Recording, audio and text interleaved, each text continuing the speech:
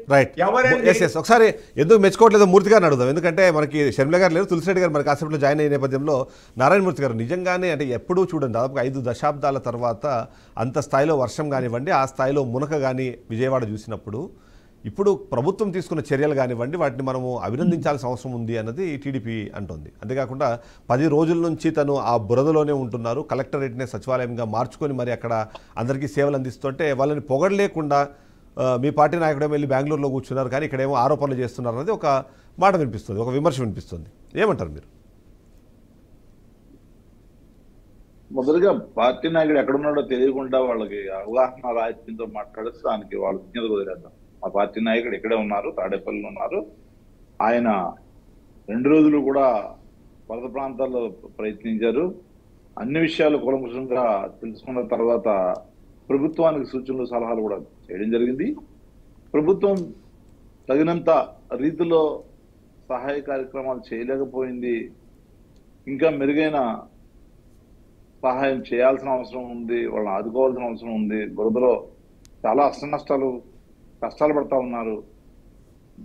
పెద్దలు కానివ్వండి, పిల్లలు కానివ్వండి, ఇవాళ బీపీ షుగర్లు ఉన్న వాళ్ళకి మందులు లేకుండా పోవడం కానివ్వండి, మంచినీళ్ళు ప్రధానంగా, ఆహారం దేవుడెగురు, మంచినీళ్ళే వాళ్ళకి దొరకని పరిస్థితుల్లో ఇవాళ చాలా రోజులుగా వాళ్ళు ఇబ్బందులు పడ్డ సంగతి చూస్తా ఉన్నాం. ఇప్పుడు కూడా కొన్ని ప్రాంతాలు, ఇంకా లోతట్టు ప్రాంతాల్లో ఇంకా నీళ్లు ఉన్నాయి. ఇప్పుడు కూడా వాళ్ళు బాధపడతా ఉన్నారు. ఎక్కడ కూడా మేము విమర్శ చేయాలనేటటువంటి తత్వంతో జగన్మోహన్ రెడ్డి గారు కూడా చెప్పలేదు. జగన్మోహన్ రెడ్డి గారు మెరుగైన సహాయాన్ని అందించండి. మీరు ప్రచార ఆర్భాటానికి పోతా ఉన్నారు. ప్రచార ఆర్భాటం తర్వాత ఇప్పుడు ముఖ్యమంత్రి గారు 75 సంవత్సరాల వయసులో కూడా అక్కడికి రాత్రులు 2 గంటల గది ప్రయాణించి వెళ్ళారు. నిజం మంచిదే, ఆయన పెద్ద వయస్సులు. అదేవిధంగా ఆయన సీనియర్ మోస్ట్ లీడరు, Z+ లో ఉన్నాడు. మరి ఆ Z+ లో ఉన్న వ్యక్తి ఒకసారి జనంలోకి వెళ్ళినప్పుడు యంత్రాంగం అంతా కూడా సెక్యూరిటీ విభాగం కానివ్వండి, ప్రోటోకాల్ ప్రకారం ఆయన వైపు చూడాల్సిన పరిస్థితి ఉంటుంది, ఆయన కాపాడుకోవాల్సిన పరిస్థితి ఉంటుంది. అది నీళ్లు, అందులోనూ మారుమూలం ప్రాంతాలకు వెళ్ళినప్పుడు చుట్టూ ఎవరెవరు ఉంటారు ఏంటనేది, ఇవన్నీ కొన్ని పారామీటర్స్ లో సహాయాన్ని గాలి వదిలేసి ఈయన్ని పట్టించుకునే పరిస్థితి ఏర్పడుతుంది. అలాంటి పరిస్థితులు కూడా ఈయన మరి రాత్రులు కూడా వెళ్ళినందుకు, కష్టపడినందుకు డెఫినెట్ గా మనం చాలా కష్టపడ్డారని చెప్పొచ్చు. కానీ కష్టపడటం ఉపయోగం ఏంటి? నువ్వైనా, నేనైనా, ఆయనైనా, ఎవరైనా కష్టపడినప్పుడు ప్రజలకు ఉపయోగం ఉండాలి కదా అంటున్నా. కానీ మీరు అన్నట్టుగా అంత అపాయం ఉన్నా సరే ప్రశ్నిస్తాం. అంటే అంత అపాయం ఉన్నా సరే, అంత భయం ఉన్నా సరే తను బయటకు వచ్చారు. ఇప్పుడు నిన్న రిలీజ్ చేసిన దాని ప్రకారం దాదాపుగా 1 కోటి ఆహార పట్లాలని మేము ఇక్కడ సప్లై చేశాము. 1,20,000కు పైగా వాటర్ బాటిల్స్ కానివ్వండి, నీటికి సంబంధించిన సదుపాయాలను మేము అక్కడ కల్పించాము. 25 అంటే 2.5 లక్షల మందికి రేషన్ ఉచితంగా ఇచ్చాము. ఇన్ని కార్యక్రమాలు గవర్నమెంట్ చేస్తుంది. ఈ గవర్నమెంట్ ఈ కార్యక్రమాలు చేయడానికి కారణము చంద్రబాబు నాయుడు అక్కడ ఉండి పర్యవేక్షించడమే అన్నది టీడీపీ పార్టీ చెప్తుంది. ఇవన్నీ అందలేదంటారా ప్రజలకి? ఇది నేను ఏమంటానంటే ఇదే. ఇప్పుడు మనం సమర్థించుకోవాలంటే ఏదైనా సమర్థించుకోవచ్చు. ఇప్పుడు వరద రావాలని మనం కోరుకోము, ఇలాంటి విలేతాండం రావాలని మనం కోరుకోము, రాకూడదు. వచ్చినప్పుడు హెచ్చరిక చేశారా మీరు? వచ్చే ముందు హెచ్చరిక చేసి మీరు పునరావాస ప్రాంతాలకు పంపించారు వీళ్ళని? పంపించలేదు కదా. పైగా వీళ్ళని వెళ్ళడానికి అవకాశం కూడా లేకుండా మీరు ముందు చర్యగా హెచ్చరికలు ఎందుకు చేయలేకపోయారు? ఇవాళ సోషల్ మీడియా కానివ్వండి, మీడియా కానివ్వండి, అడ్వాన్స్డ్ టెక్నాలజీస్ ఉన్నాయి. ప్రతి మనిషికి, ప్రతి సెల్కి కూడా మరి మెసేజ్ పంపించే అవకాశం, వీడియోలు పంపించే, ఆడియో పంపించి, లేదా టెక్స్ట్ పంపించే అవకాశం ఉన్న ఈ రోజుల్లో కూడా మీరు ఆలోచనలు చేయలేకపోయారు. దాని మీద భిన్నంగా 3 అధికారులు, ప్రిన్సిపల్ సెక్రటరీ కూడా మాట్లాడతారు, వెళ్ళమంటే వెళ్తారా వాళ్ళు, మేము వెళ్ళమంటారని చాలా బాధ్యతారాహిత్యంగా ఆయన మాట్లాడతారు. ఇంజనీర్ కూడా మాట్లాడారు.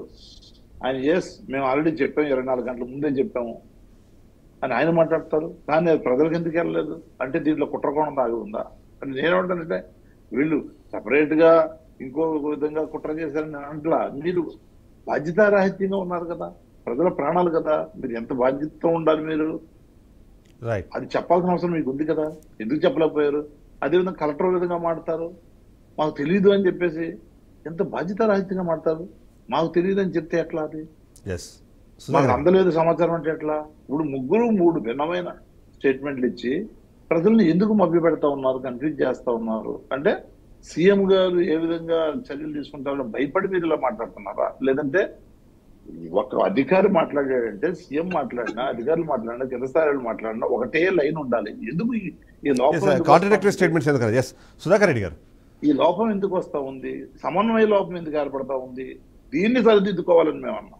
రైట్ సుధాకర్ రెడ్డి గారు, ఇక్కడ 2 పాయింట్స్. ఆహారం ఇచ్చారు, ఆహారం ఇచ్చినా కూడా ఇవాళ సోషల్ మీడియాలో చూస్తా ఉన్నాం. మేము చెప్తున్నది కాదు ఇది. ఆహారం కుళ్ళిపోయింది, వాసన వస్తుంది, ఎందుకు పని చేయట్లేదు, బత్తాలు బురదలో చల్లేస్తున్నారు. నిరుపయోగంగా ఎంతో ప్రయాసం గురే ఆహారం తయారు చేస్తాం, కానీ దాన్ని ఉపయోగకరంగా పంచడానికి పద్ధతి ఉంటుంది, దాని యొక్క ఫలితం ఉంటుంది. అట్లా కాకుండా ఇష్టం వచ్చినట్టు ఇవాళ ఆ బ్రిడ్జ్ మీద అయితే ఏదైతే సింగనగర్ బ్రిడ్జ్ ఉందో ఇక్కడ రెండు అంశాలకు మీరు సమాధానం చెప్పాలి. కానీ అక్కడ ఆకలితో అలమడిస్తా ఉన్నారు లోకల్లో. లోపలికేమో ఆహారం వెళ్ళాల. వీళ్ళంతా ప్రచారంగా ఈ బార్డర్ లోనే వెళ్ళడం, అక్కడ ఏదో ప్రచారానికి సుధాకర్ రెడ్డి గారు ఇక్కడ సహాయానికి సంబంధించి రెండు ఇష్యూస్ ఉన్నాయి. ఒకటి లాస్ట్ మైల్ వరకు అంటే చివరి రిక్వైర్మెంట్ ఉన్న వ్యక్తి వరకు సాయం వెళ్ళలేదు అన్నది డైరెక్ట్గా చంద్రబాబు నాయుడు డైరెక్ట్గా చెప్పారు. అది దాన్ని యాక్సెప్ట్ చేశారు. చివరి బుట్టు వరకు మనం వెళ్ళడానికి ఇబ్బంది పడుతున్నాము అన్నది అదొకటి. అయితే ఇలాంటి వేస్టేజ్ ఇవన్నీ అరికట్టడంలో ఉద్యోగులు ఫెయిల్ అవ్వడానికి కారణం ఏంటంటే చంద్రబాబు నాయుడు అక్కడ ఉండడం వల్ల ఆయన సెంట్రిక్గా మొత్తం అధికార యంత్రాంగం మొత్తం పనిచేసింది. గతంలో ఇదే తరహా ఒక మాటని జగన్మోహన్ రెడ్డి కూడా ఇదే మాట్లాడారు. ఆయన వస్తున్నారు, ఆయన చుట్టూ జనాలు చేరుతున్నారు, వాళ్ళు ఫోటోలు దిగుతున్నారు, విజువల్ తిరిగేసిన తర్వాత ఆయన వెళ్ళిపోతున్నారు అనే విధంగా ఒక ఆరోపణ కూడా చేసే ప్రయత్నం చేశారు. సో లాస్ట్ మైల్ వరకు తీసుకెళ్లడంలో ప్రభుత్వం విఫలం చెందిందా అన్న ఒక అంశం కానివ్వండి, దానికి కారణము ఈ ప్రచార ఆర్భాటము లేకపోతే ప్రచార యావా అనే ఒక వైసీపీ వాళ్ళ మాటని ఎలా చూడాలంటారు? సార్, అంటే నారాయణమూర్తి గారి భావాలని నేను స్వాగతిస్తానండి. ఆయన బాధ ఆవేదన కూడా అర్థం చేసుకుంటాం. ఎవరమైనా ప్రజలు సమస్యల్లో ఉన్నప్పుడు వాళ్ళకి సేవలు అందించాలి, కొంతగా ఆదుకోవాలి. అయితే ప్రచార ఆర్భాటం అన్నది నా ఉద్దేశంలో అంత పొరపాటని అనిపిస్తారు. అంటే ఎవరమైనా ప్రచారం ఎవరు చేస్తారండి? ఇప్పుడు మీరు మీడియా ఉన్నారు, ఈ డిబేట్ పెట్టడం వెనక మీకైనా చంద్రబాబు నాయుడు గారు చెప్పారా? మీ ఛానల్ ఉంది, మీరు ప్రజలకు అండగా నిలవాలి, బాధ్యత తీసుకొని సమాజం ఎలా ఉంది, రాష్ట్రం ఎలా ఉంది, ప్రభుత్వం ఎలా ఉంది, ప్రతిపక్షం ఎలా ఉంది అని సమాచారాన్ని ప్రజలకు అందించే బాధ్యత మీది. మంచి జరిగినా చూపిస్తారు, చెడు జరిగినా చూపిస్తారు. అలాగే రకరకాల ఛానల్స్ ఉన్నాయి, సోషల్ మీడియా ఉంది. వాళ్ళందరూ ఆ ప్రచారాన్ని చేయకుండా ఎలా ఆపగలమండి? దీన్ని ప్రచార ఆర్భాటం కాదు. మంచి చేసే వాళ్ళు ఉంటే చూపిస్తారు, అలాగే చెడు ఉంటే కూడా చూపిస్తున్నారు. చంద్రబాబు నాయుడు గారు గొప్పతనమే కదా, ఆయన మీద విమర్శలు కూడా చేసే ఛానల్స్ ఉన్నాయి, అవి కూడా చూపిస్తున్నారు. అయితే రోజుకి 1,00,000 మందికి ఆహారము, దాదాపు 6 లక్షల మంది ఉన్నారండి విజయవాడలో. వాళ్ళల్లో 2 లక్షల మంది చాలా ఇబ్బంది పడ్డారు. ఆ ప్రకాశం బ్యారేజీకి హఠాత్తుగా 11,41,000 క్యూసెక్కుల నీరు రావడంతో అతలాకుతలమైంది. అలాగే బుడమేరు ఎక్కడ పడితే అక్కడ గండ్లు పడ్డాయి. ఇవన్నీ ఈ రోజు చేసినవి కాదు కదా. పూర్వం ఇంతకు ముందున్న ప్రభుత్వాలు ఇవన్నీ చక్కదిద్ది వాటి రిపేర్లు చేస్తూ వచ్చుంటే బాగుంటది.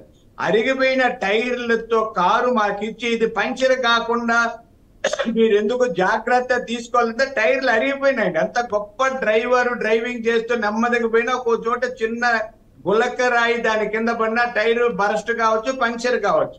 అంటే అంత దుక్కు చేసి ఇచ్చేసారు ఈ రాష్ట్రంలో ఎక్కడ కూడా. కానీ ఇప్పుడు ఇక్కడ మీరు అన్న పాయింట్ నేను జస్ట్ అంటే దానికి కంటిన్యూషన్ లో క్వశ్చన్ అడుగుతాను. ఎందుకంటే వరద సాయానికి సంబంధించి డిస్కస్ చేయమన్నా మీరు చెప్తోంది పాత ప్రభుత్వం మీదనే అప్పులు చేసేయారు కాబట్టి నాకు కొత్తగా అప్పులు పుట్టట్లేదు అన్నది చంద్రబాబు నాయుడు చేసిన వ్యాఖ్య. ఇప్పుడు మీరేమో ఈ మొత్తం అంతా ఏదైతే గన్లో లేకపోతే ఆ బుడమేరు వాగుకు సంబంధించి ఆక్రమణలు ఏవైతే ఉన్నాయో వాటన్నిటికీ కారణం గత ప్రభుత్వం అంటారు. మీరు అలా గత ప్రభుత్వం మీద చెప్తున్నంతసేపు మీరు అంటే దాన్ని యాక్సెప్ట్ చేయలేని పరిస్థితులు, అయితే ఆ సమస్యల నుంచి ఆటంకాల నుంచి బయటపడలేని పరిస్థితుల్లో ఇంకా ఆగిపోయారన్న అనుమానం చాలా మంది వస్తుంది. మళ్ళీ దానికి సమాధానం చెప్పాల్సిన అవసరం కూడా లేదు. సార్ మీరు అన్నది తెలుసండి. అంటే చిన్న చిన్న పొరపాట్లు జరగకుండా ఎక్కడ ఏ ప్రభుత్వంలో ఉండదు. కాంగ్రెస్ సీనియర్ నాయకులు తులసిరెడ్డి గారు మనతో పాటు లైవ్ లో జాయిన్ అయ్యారు. కొద్ది వైఫల్యమైన మాట నిజమే. అధికారులు మనం అందరూ అందరూ చంద్రబాబు నాయుడు గారి లాగా పని చేయలేరు. అధికారులంతా రాత్రి బౌలు అక్కడ పని చేయమంటే చేయలేరు. చేయగలిగేవాళ్ళు చేశారు. ఇప్పుడు మంత్రులు కూడా నిమ్మల రామానాయుడు గారు అక్కడే ఉన్నారు, అక్కడే తిన్నారు, కాలువల్లో తిరిగాడు, ఆ బురద నీళ్ళతో చేతులు కడుక్కున్నారు, అన్నం తిన్నారు, ఇవన్నీ చేశారు.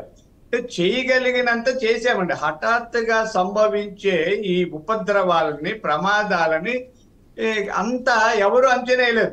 ఇంతకు ముందు వర్షాలు వస్తున్నాయి, వరదలు వస్తున్నాయి, ఇలా 11,41,000 క్యూసెక్కుల నీళ్లు వస్తాదని ఎవరైనా ముందు అంచనా వేయలేమండి. అంటే వర్షం వస్తాదని చెప్తారు, కొద్దిగా ఎక్కువ వర్షం ఉండొచ్చు, ఉధృతంగా ఉండొచ్చు, జల్లులు పడితే ఇలా చెప్తారు. కానీ నదులు లేదా ఈ బ్యారేజీలు కొట్టుకు కష్టం. ఒకసారి